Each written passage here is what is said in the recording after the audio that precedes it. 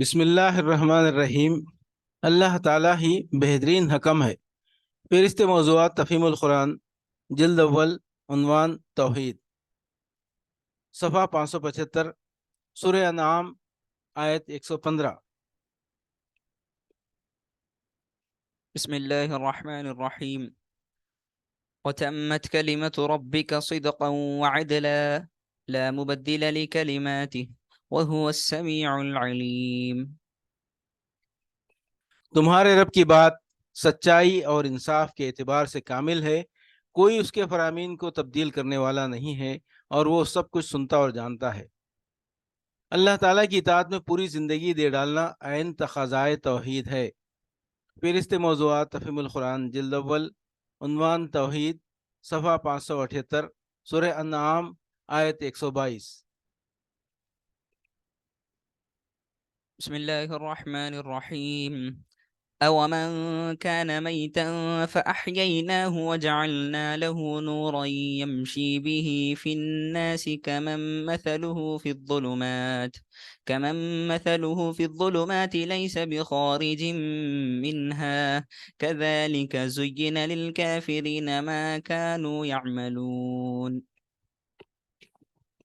کیا وہ شخص جو پہلے مردہ تھا پھر ہم نے اسے زندگی بخشی اور اس کو وہ روشنی عطا کی جس کے اجالے میں وہ لوگوں کے درمیان زندگی کی راہ طے کرتا ہے، اس شخص کی طرح ہو سکتا ہے جو تاریکیوں میں پڑا ہوا ہو اور کسی طرح ان سے نہ نکلتا ہو؟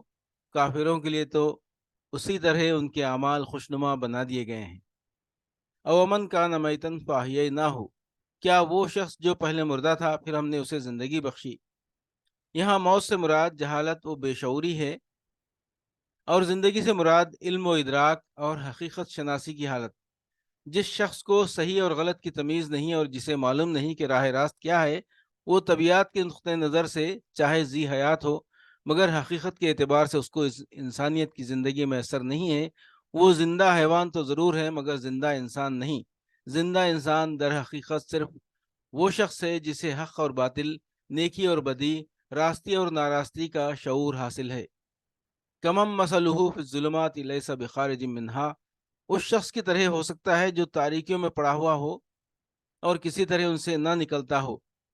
یعنی تم کس طرح یہ توقع کر سکتے ہو کہ جس انسان کو انسانیت کا شعور نصیب ہو چکا ہے اور جو علم کی روشنی میں ٹیڑھے راستوں کے درمیان حق کی سیدھی راہ کو صاف دیکھ رہا ہے، وہ ان بے شعور لوگوں کی طرح دنیا میں زندگی بسر کرے گا جو نادانی و جہالت کی تاریکیوں میں بھٹکتے پھر رہے ہیں۔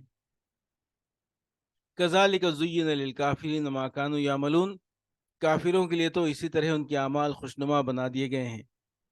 یعنی جن لوگوں کے سامنے روشنی پیش کی جائے اور وہ اس کو قبول کرنے سے انکار کر دیں، جنہیں راہ راست کی طرف دعوت دی جائے اور وہ اپنے ٹیڑھے راستوں ہی پر چلتے رہنے کو ترجیح دیں، ان کے لیے اللہ کا قانون یہی ہے کہ پھر انہیں تاریکی ہی اچھی معلوم ہونے لگتی ہے۔ وہ اندھوں کی طرح ٹٹول ٹٹول کر چلنا اور ٹھوکریں کھا کھا کر گرنا ہی پسند کرتے ہیں۔ ان کو جھاڑیاں ہی باغ اور کانٹے ہی پھول نظر آتے ہیں۔